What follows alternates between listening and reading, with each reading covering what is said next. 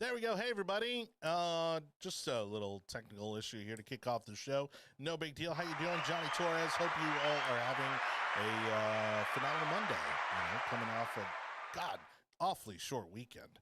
But nonetheless, as always, there's tons of stuff to talk about. So we're going to go ahead and jump right into things. Don't forget, you are watching the most important relevant podcast in politics. I would also say the most diverse conservative political podcast in politics.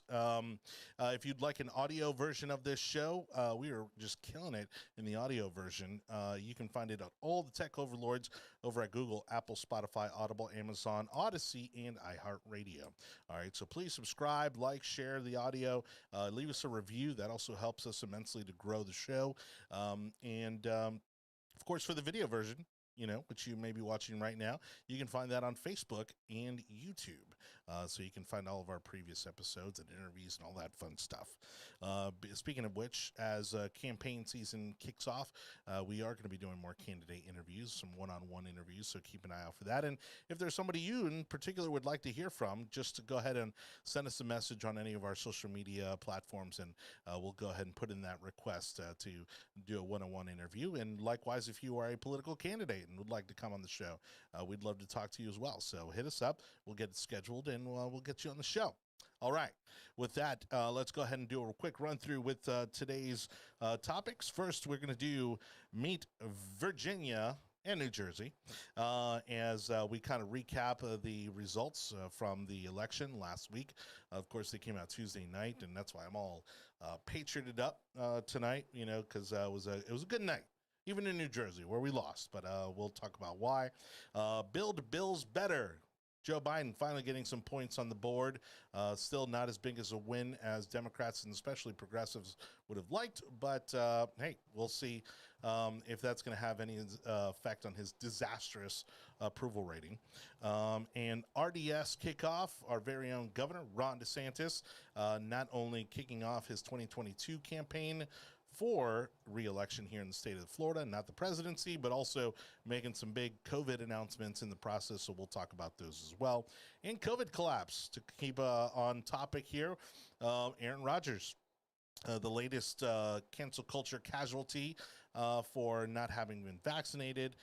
His situation a little more complex, but nonetheless a great insight as to just the current culture, atmosphere, and media perspective on COVID and antibodies and treatments and all that jazz when it comes to COVID. So let's go ahead and jump right into the big table where we have our usual suspects. To the left of me, I'm sorry, to my right, is Joe Wicker. Hello, sir. Oh, hi. Okay. I'm trying to find out what's going on with Rogers. So he lied? No, let's not go there right now. We're not going there right we'll now. get into that. Yeah, Okay. we're going to get there. All right. I didn't do my homework. And I haven't done my taxes yet. I just admit it. You were supposed to do this in October if you had an extension, right? No, I'm being facetious. Oh, okay. Yes. Extensions were due on October 15th. And that sarcastic gentleman on the far end is the one and only Anibal, Hey David Cabrera. guys, how you doing? So, big night for Republicans in Virginia. They basically swept the executive cabinet. They also had some gains. The Virginia State House delegation officially Republican. It's crazy. Because I think it was, about 10, 12 years ago, they had a Republican governor. That obviously kind of started to fade away, and people pretty much said, hey, Virginia's a blue state now. And I think a lot of people had written it off. And leave it to, COVID and just, it not only COVID, but also a lot of these issues with the school. This is what I think. COVID obviously forced parents to pay a lot closer attention to what was happening in their kids' schools. So now we're seeing the fallout from parents actually having a much closer look at what's happening in their kids' schools, which was a big reason between CRT and between the sexual assault that happened in Virginia that was that they tried to cover up. They did cover up. Right. And then McAuliffe stepping in it and saying that he didn't feel that parents had a right to say, had any say over their child's curriculum in school. I think, again, I think there was the dominoes. You can almost literally trace the dominoes, which, and I think McAuliffe also very Stupidly, but arrogantly, also felt that I think he was just going to win this. I think he felt he had it in the bag. I think the majority, and again, these are exit polls, so we were able to see what individuals were talking about. They were concerned about the economy. They were concerned about inflation. They were concerned about jobs. They were really concerned about education. And then when they broke down the education, it was more or less, and I didn't know this, Virginia is like the second largest, Virginia was the second longest state that did not allow kids to come back for after the pandemic. So they had it longest where kids were at home with their parents. So right there were a lot of people upset by the governor trying to push. That was the election right there. Yeah, that's the election right there. So right at that moment, in the CRT situation, yes, it's not being taught in classes. However, the way you parse that out is that, however, all the teachers have already gone through their like sensitivity training to teach kids about like different ways of CRT. So when they say that it's not being taught in classrooms, that's not necessarily true. Well, wow, it just got quiet when we shut that fan off, didn't it? We tried to do it before the show, but I mean, we forgot. Well, it was really quick when in the debate with Governor McAuliffe or whatever, or former governor when he was running again. It was really quick, that the clip where he's like, I don't think parents or whatever should be making decisions on what's taught. I forget exactly how he said it, but it was really quick. He kind of glossed over it, but I guess that ended up becoming, it's probably running on TV and.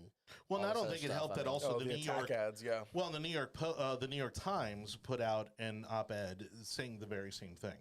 Mm-hmm. That parents basically are stupid for thinking that they should have a say over their child's curriculum. I think a lot of people that are like in the middle, on the left, and maybe like some liberal Republicans, I think they just place way too much trust in bureaucrats, and they think that there are certain things that government just does. And in our society, we've come to believe that education is somehow the sole responsibility of the government. Right. And it's like, just because the government provides a service that we're paying for doesn't make it the government's responsibility to do so. Doesn't mean they're any good at it. And it doesn't mean they're good at it. So Which they're not in most cases. As a parent, you're always responsible for the upbringing of your child. And I think a lot of people have just assumed, kind of naively, just not really paying attention, that, in general, teachers want to teach, they want to do the best, and people in administration are trying to do what they can, and, that in general, people's hearts are in the right place. And then you hear someone actually say what they really believe on the left, which is that they don't believe that parents are capable of actually being in charge of, or really even part of, their child's education. They want you to give the child away to the school's completely in charge, and then they'll give your child back to you when they're ready. Yeah. And it's like, I think some people realized, wow, like, this is really how these people think. And it's beyond just the teachers. I feel that it's more or less correlation at school boards. These people who are elected officials are acting like they are the sun and the moon when it comes to the education of the children. Yeah. Well, there's some districts in California saying that you're not allowed to clap at meetings. Which is insane. Oh, right. And you have others that are kicking people out. Right. I mean, they've basically stepped on just the general concept of open and public hearings. Correct. Or public meetings. They got used to that Zoom meeting real quick. It's a public meeting, and then all of a sudden it's like, well, we can only have this many people, and let's be honest, right? It's some of it was COVID in the beginning, but now it's just straight up like, we don't want people coming. Correct. They don't want anyone to be in the room. They just don't want people there. So they're stopping people from coming in the room. They are placing rules like minimizing people's time allotted to speak, which granted, I understand if you got 200 people in the room, everybody can't talk for 5 minutes. I get that. Right. But these kind of arbitrary, like, you get a minute, like you get 30 seconds, you get 60 seconds, that's all you get. And then on top of that, placing speech rules. Mm-hmm. Yep. Speech rules. And that's the piece that I'm kind of like, okay, how is this even constitutional? You cannot address a board member by name, or you cannot speak against any particular, it's like, what? Yeah. What do you mean I can't say something against a particular board member? You're a public official Correct. in a public building, and this is a public meeting, and I am a member of the public. Well, and the other thing that people don't also take into account is, why are these people on the school board? What is their agenda? What is their goal, right? And so, for instance, I'll actually bring up an example here local to the Tampa Bay area, which I'm sure is probably not that crazy of a situation. I'm sure it's much more common, honestly, than we care to admit. And that is that in the school board in Pasco County, there is not a parent among them. There's not a single parent on the school board in Pasco County. Really? Yeah. So our friend Jen Licata. Wait. When you say parent, like, you're not saying like they don't have kids in school. Or they don't have kids at all. You're saying no one there has any kids at all. They may not have. So that I don't know. Okay. But I know none of them have kids in school. In the school system. None of them have kids in the school system. Yes. Got it. Okay. We just have to confirm if it's That's interesting, though. I mean, you would think somebody would. Well, and so Jen Licata, who is the wife of our friend Chris Licata, who's been on the show many times, that's kind of her pitch. She's like, let's get a parent on the school board. Yeah, that's kind of odd. And so I'm sure some of them are parents. Yeah. Nobody has a member. Yeah, nobody has a kid in school. Right, exactly. So then what is their agenda? Right? What are their priorities lie? They're put there by the unions. They're there by the unions to watch their money. Oftentimes, watch out after that money. Or vendors, or again, I had the opportunity to talk to a former school board member, and he said, look, the reason that Hillsborough County in particular is broke is because the school board members that have been there for all of these years refuse to make the hard decisions that are necessary to get the school board budget back into the black, which is to close schools, because there's some areas in the county that have very small populations, and so they won't let them combine the schools, because when you combine the schools, then oftentimes you have to let some people go, right? Right. But now we have schools that are half empty, and you have duplicate staff, and then again, that's where your bloated budget is in salaries. And so obviously there's a demand for these people. It's not, the majority of them likely would not lose their jobs, but you got to reshuffle the deck from time to time, because the variables change. People move around. Like, areas that were heavily populated are now not as populated. And the excuse is always, we need more money. Yeah. That's always the their solution. answer. That's right. always the excuse. And even when they get it, which is a lot of times, it never solves the problem. Right. And if you ask them, how much money exactly do you need to solve X, Y, and Z problem? They couldn't tell you, because they don't want to back themselves into that corner. Because what if you actually give it to them? The legislature might actually give it to them, or the voters might actually give it to them. Yeah. And so, Virginia, to get it back to the actual topic, I think there was a huge fallout from suburban moms. They know that suburban moms overwhelmingly went for Youngkin. Also, the rural parts of Virginia turned out in huge numbers. More than Trump. For more than Trump for Youngkin. Which, again, I hope that the Republican Party learns from this lesson that we don't always need, a fire starter. We don't always need the guy that's out there that's making the most noise and making the biggest stink about what's going on. Right. This guy was like kind of your average Joe, successful businessman, kind of looks like your dad next door. Had he been in politics at all? No. Was he wealthy? Was he wealthy? Yes. Oh, okay. Got it. wealthy. Okay. Yeah. Well, I'm just, how it goes. Yeah. If you're a businessman and you're not in politics. And then the other thing was rich. being in touch with what are the issues that people care about. Right now, obviously, with inflation and all the prices of everything going up, he vowed to get rid of the grocery tax, which I think is ridiculous. That's something I did not realize. And that hits on the point of, like, people are talking about their checkbooks right now. People are talking about what's hitting them in their day-to-day. That's a good campaign. And how does the Democrat not talk about getting rid of a tax on groceries? Yeah, how do you disagree with that? You don't. But again, he never brought it up. How can a politician disagree with getting rid of a tax on groceries? Yeah. Right, exactly. Where it's hitting, You know, I mean, like that's hitting 100% of your population. Yeah, I mean, you could almost pretty much everybody uses gas, but even that wouldn't be at. But not everybody, not right. Like now when you have the right now when you have the railroad, you know, you have the trains in Virginia, that's you have the metro, like you have. That's what I'm saying. Like that's not wouldn't be as sympathetic to removing a gas tax, right? But removing the food tax, like how are you going to argue with that? Right. No, I want your food to cost more. I mean, like, how especially right now. How could you argue with that? When you're looking at a 20-30% increase, especially coming up on Thanksgiving. I mean, somebody took a picture of a turkey, a frozen turkey right now. That was like over like $85. It was over $80. You don't have to eat turkey on Thanksgiving. You know? Well, and the point they made, you can be thankful with your stovetop stuffing and some ham. I don't know what chicken. state. I don't know what state this was in, but they made the point that it's actually cheaper to go out and get your hunting license to go out and actually shoot a turkey.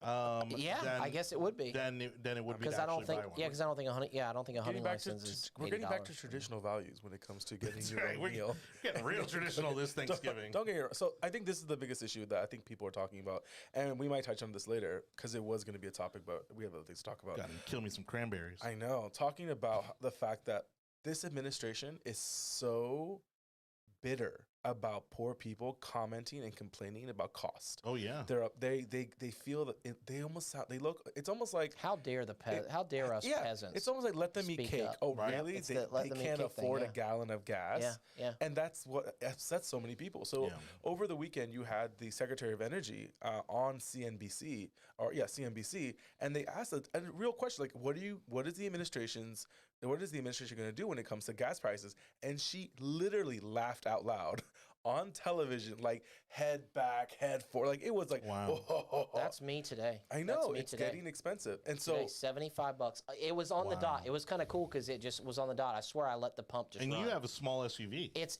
a crossover SUV. It had a little bit in the tank. Obviously, it put 19.4 gallons in, and it just happened. Wow. It just happened to land on 75. I'm telling you, people are going to get more and more upset now, because this disclosure, is hitting people every single day. This is premium gas disclosure. Okay. Because I can't put the car calls. Hey, I maintain my equipment. Okay, I maintain my equipment, so I follow the manufacturer recommendations. But anyway, $75 though for a crossover SUV. I mean, that's what you expect to pay for like a work truck. Right. $75 to fill up is like that's a work truck. Yep. No, that's a lot. Well, and so again, I think, as they say, these midterm elections are often a precursor. They're kind of a measuring stick on what the midterms are going to look like, and I think things are only going to get worse for them come the midterms. We're obviously going to talk a little bit about this bill that they got passed, but for Democrats, I mean, Lindsay, if you could put up that graphic of Virginia, I mean, because people wanted to say that this was the white voters, and that this was some sort of we're gonna get into statement on racism. Of course, it was racism, and but look, the entire state of Virginia swung Republican. Like these are the numbers. Tell me how this. So what do the arrows represent? So these are the shifts, basically, from one election to the next. Okay. And so some districts will shift to more Democrats. Okay. Some shifts. Okay. Well, so every district in Virginia shifted red. Shifted to the Republican Party. Every district did. Every single district. So you can't even say So it's not even geographic based, and it's not. You can't even try to say, because even the cities, you're saying even in the look at the suburbs of Alexandria, which is the top to the east. I believe that's what that area is. Yep. Those are the suburbs of DC. That's where a lot of DC employees Somebody work. said something the other day that, like, due to COVID, a bunch of federal employees were working remotely. Do you think it's possible that some of these people basically went home and like didn't vote? Like, I'm just curious. Like, are there some? What do you mean? Went home and didn't vote? Like, do they live across the border in Maryland? They don't live. They work in D.C., but they live in Maryland. Oh, majority. Well, that's on the other side. Or they've moved away. Or no. Excuse me. I'm sorry. That wouldn't even make sense. No. The claim was that, like, there's all these federal employees and people that just they gravitate to D.C. for work and contracting positions and all the money. could a bunch of those people have basically bailed out of the voting, and they don't vote there anymore? They don't live there because they're working remote, and they don't have to live in D.C., so they got the heck out of D.C. I mean, Anibal can probably pull up the final numbers, but that would be a lot of people. It would still have to be. It'd still have to be a ton of people. I don't think that's. I think that's a terrible conspiracy theory. Because starting rumors. Because Joe, I'm No, surprised. I'm just saying. I mean, DC. No, let me tell you understand why. what I'm saying about I know. DC. Occurs. But let me tell you why that's a terrible excuse. Because I've seen it floated around a little bit. Is that Oh crap. so that is good Lord, leave me alone. I'm trying to do my show All here. this technology and you can't turn off the ringer? Oh my Lord. You're supposed to use the best of us. No, it figures it's my sister, so Don't blame family. She's gonna revel in the fact You know that what? she We're just not interrupted blaming me you. during We're my not show. blaming you. Oh no, I'm blaming her. No, don't worry Anyways, about it. These people are engaged in the process. Mhm. Right? These are the people that understand, Right. first and foremost, the impact of an election Right. at every level of government. I highly doubt that They these were the missed, kind of people I didn't that are know. going to sit out an election. If you're getting a check from I- the government, you're not missing an election. That's right. And if you Yeah. and when you pass, you're still not missing an election for a few cycles. I'll say this. So the the Republican won by 65,520 votes. It was 50.6 to 48.7. Fun fact, the Democrat lieutenant governor got more votes than the Democrat governor. Wow. Who? The Democrat lieutenant governor? So the Democrat lieutenant governor got more votes than Well, that was the other Democrat. thing. She's Who a thought woman, that- right? Yes. She was a woman. That's Who why. thought running McAuliffe was a good idea? She got almost 10,000 more votes. She got a percentage point higher, which wouldn't be surprising because she's a woman. in general, people don't like recycled candidates. but you also usually vote down tickets. So if you're a Democrat, Oh, I understand what you're saying. As a No, I Republican, understand what I'm you're going to saying. vote for the Republican. But women lieutenant governor. historically, but you get a couple percentage points just by being a woman. So the fact that she got 1% more, So and that means people. Yeah, but her voted opponent for was the- also a woman.